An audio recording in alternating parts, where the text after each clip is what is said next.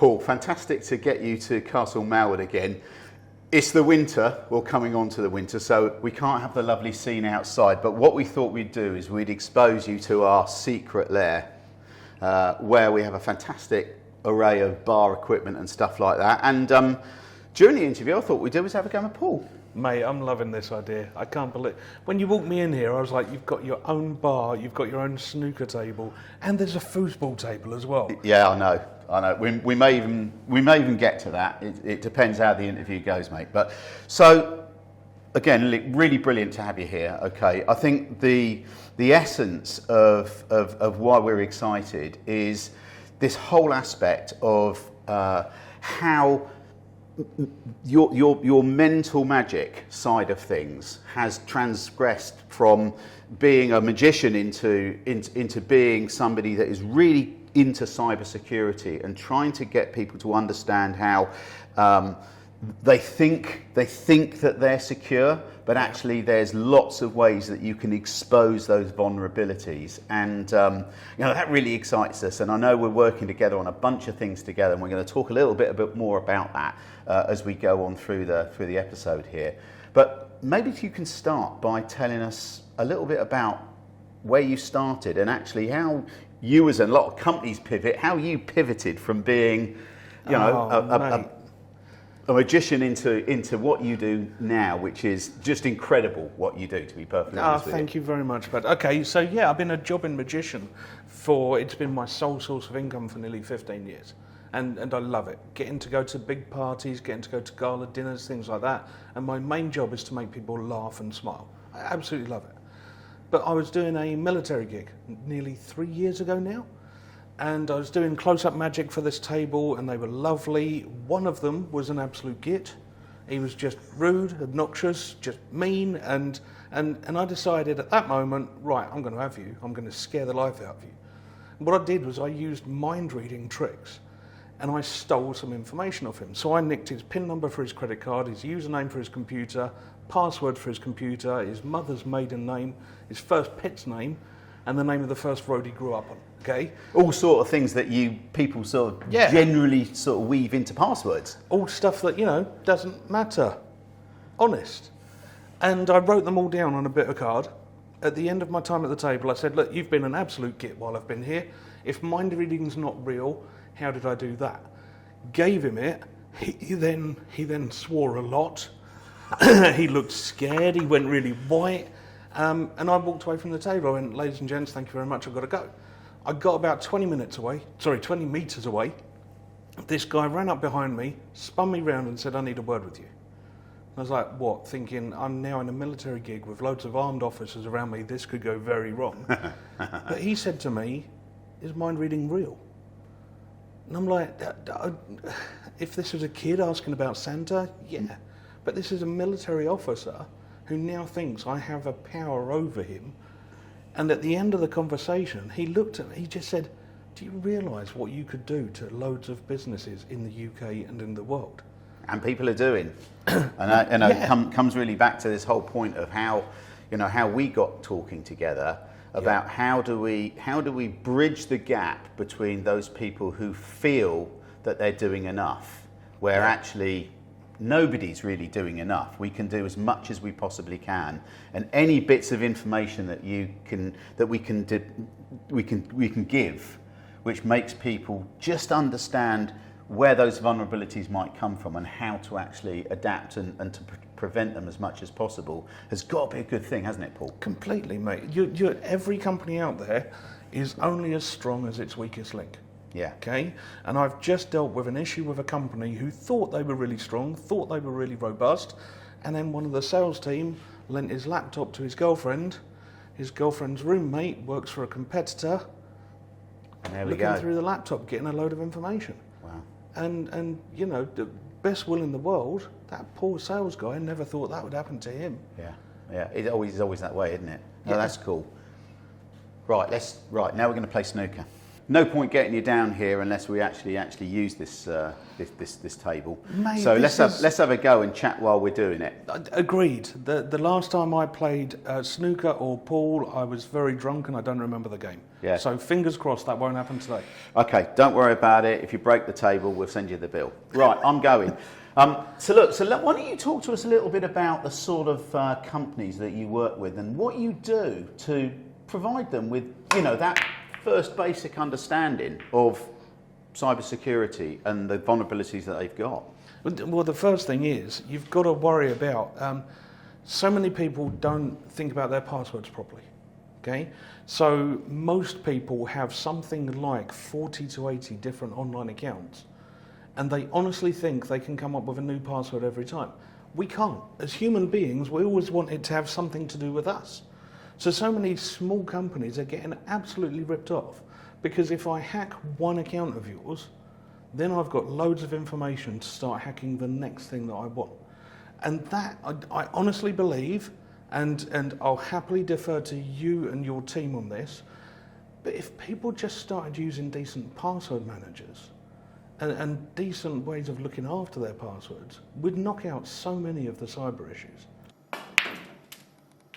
Something I always worry about, because I'll do talks and I'll point out to people that I'm not an IT guy. Okay, I shouldn't be allowed to mess with your computers at all. But what really worries me is that I'll introduce someone to an IT company, they'll then talk so technical at them that they lose it. So what are your guys like on people skills? No, that's a really good point you're asking there, Paul, because I think that a lot of the people don't take up the right tools to make them secure. Because because it's been overcomplicated. There's lots of tools in the marketplace. Yeah. They all say they do some sort of thing. And I think actually the very first thing is that when somebody's identified that they may be at risk is to actually just have someone like us come in and talk to them about what the options are and actually also what they're trying to achieve. Because different levels of staff need different levels of security. Yeah. Okay, and so it's not a silver bullet in any shape or form. And there's a lot of tools out there today that will allow you to grade how your staff, some work at home, some work remotely, some are more vulnerable. Your finance manager is going to get a lot more phishing attacks than perhaps somebody that is in distribution.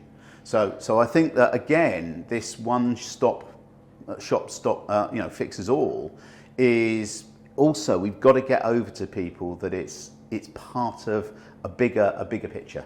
Brilliant. So that conversation is actually worth more to you and to them than trying to sell a specific bit Absolutely. of kit. Absolutely. Or something like that. I'm going to try and take a shot now. Yes. I help everyone from the little old lady in the blue rinse haircut to massive insurance companies. Okay? Can all of them come to Vissensa? Yeah, I mean, in practical terms, the blue rinse lady has got the same sort of problems as the insurance company. The problem is slightly bigger for the insurance company. Yeah. There's good stuff out there for the blue rinse lady to get that they can easily get from the retail market that's out there. I'm happy for people to come along and say, what do you need, and for us to provide that type of help. But for the larger, actually the real danger is when you morph into that SME market where you've got the people that are beginning, that there are 2 or 3 people in an organisation, the 10, 20 user organisation. I don't know what it is, but in a lot of cases, security is the thing that they leave behind. They try and adapt things into their organisation, and then they get hit.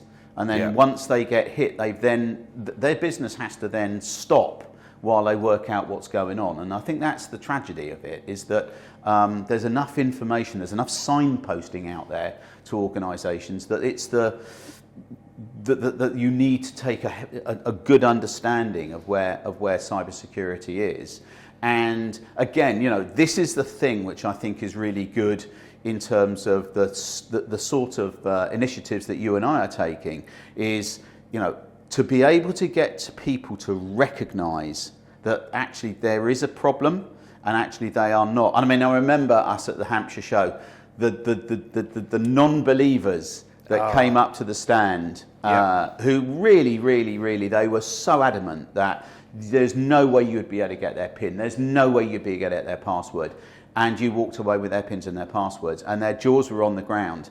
And that sort of thing is the thing that I hope that actually people watching this actually come and talk to us, come and talk to Paul first. You know, actually just start to get an appreciation about how really, really small things that you think you're doing right could be the segue into the information that you've got, either personal or corporate. Yeah.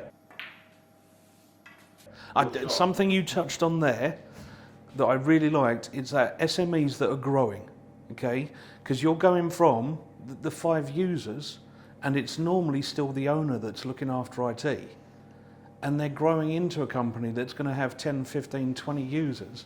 And what happens in that moment of switchover is, do you know what? If you've got an owner of a company who just wants to go, this is all mine, I'm keeping on top of it, they won't, because they need to grow the company. Whereas actually, if they call someone like you guys can come in, be part of that company without being an extra employee with all that cost. Yeah, that's part of that managed service that we do. So, you know, we sort of found you out on the good old www.internet, okay, and, you know, the journey that we're having you is really exciting and really fun. Talk to us a little bit about that role that you have and the company and what you do and how you do it. How do you go about doing it? We've sort of seen a bit of it, but clearly it's different for each organisation. Well, yeah. Talk to us about that and the mental theft and all of that type of stuff. The main thing is I want to be a massive warning sign to end users. I want people to realise that security is massively important. I've seen some horrible things happen to decent companies with decent people there, and then a hacker comes in, just takes, I don't know, 10 grand of cash flow, and that actually means that wages can't be paid at the end of that month. Yeah. The knock-on effect of all of that happening, and then if you don't have decent insurance, if you don't have decent backups, if you don't have a decent IT company, that's when you're screwed. Now, I deliver that by doing keynote talks. I love speaking. I use mind reading. I nick passwords. I nick information. I nick PIN numbers while I'm there. And I tell stories of jobs I've actually worked on. How do I deliver to end users? There's a few ways. The book's out. You can, if you put mental theft into any well-known bookstore online, go buy the book. Really great. Honestly, it's a really great read, mate. Really, Thank you, it's a really great read. But do you know what? I wanted to make it as blatant as possible and keep it fun, because so many people talk about cybersecurity and it's really dull. It's really hard to talk about, and you'll get some absolute genius talking about megabytes and how much information's in here and what's this hard drive doing and why is this firewall working. The end user doesn't care. No. The end user wants to know they're secure. Yeah, well, they just want to work, actually. It's even worse than that. They want it to work. They want to know it's going to keep working. And now I'm dropping into their heads, what happens if? And that's where we can do well as a team. So the book's out there. If you want to, every Monday at lunchtime, I drop in a 5-minute video that's completely live of the latest scams going on. Yeah, and the last one with the house. Oh, the scammer who tell you stole what, the house. that's bonkers. Isn't it? Well, and again, I think that it just typifies how some of this stuff that can come and bite you is so left field. Yep. Talk a little bit about that house one. House one. People that haven't seen it, it's out there. It's on Paul's channel. But just give people an idea, because honestly, if you have trouble finding it, message me. I'll get you a link. But it was as simple as this poor guy went away from his house for work for a couple of weeks. He got some calls from his neighbours saying there's people in your house. He went back home. There was builders renovating the house because somebody else had bought it. Can't imagine it. Now a scammer basically stole his ID, proved to estate agents and solicitors that he technically owned the house, and sold it from under the guy's feet. Now currently, because I'm watching this story like a hawk, the owner of the house can't even get into the house, and it's been given to the new people. Yeah. So he's lost, let's say it's an average house in the UK, he's lost probably 200 grand. Yeah.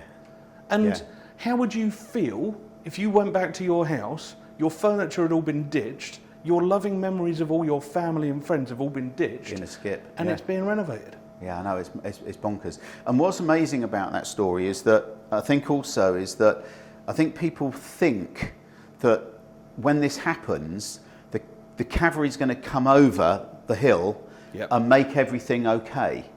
And there's a good example, is that, so hang on a minute, these are solicitors. Yep. These are regulated people. Isn't there some way that you can audit trail back? But that hacker has been so clever that he's basically chopped up all of that stuff, that we're now in a situation where the person that really owns the house can't own the house. And it's the same with a hack on an organisation.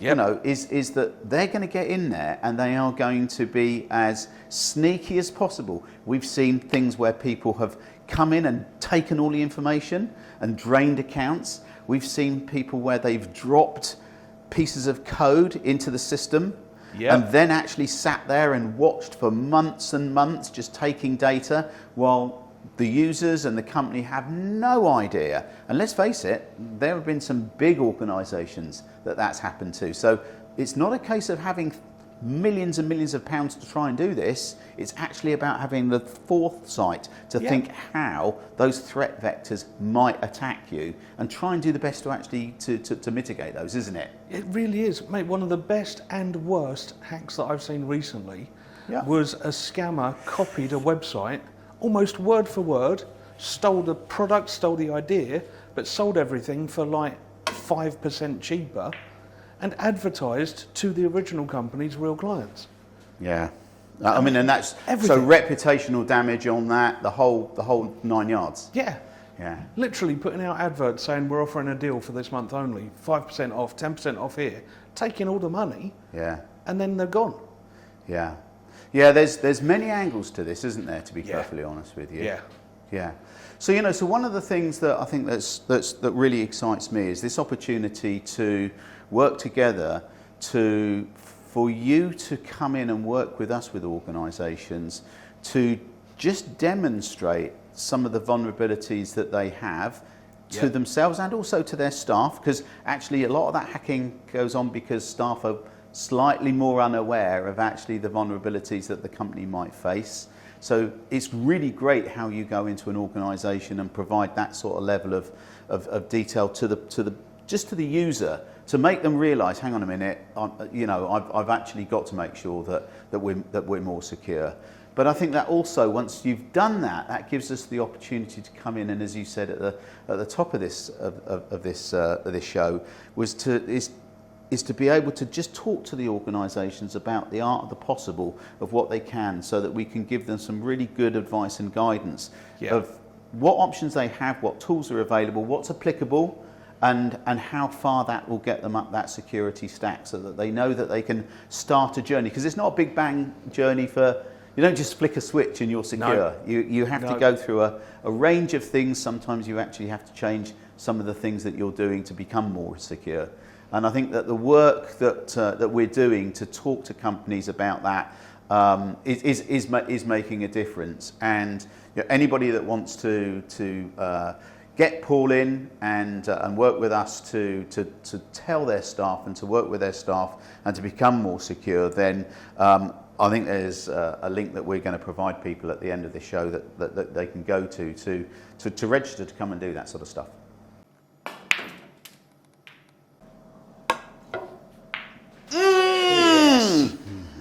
Mate, good game.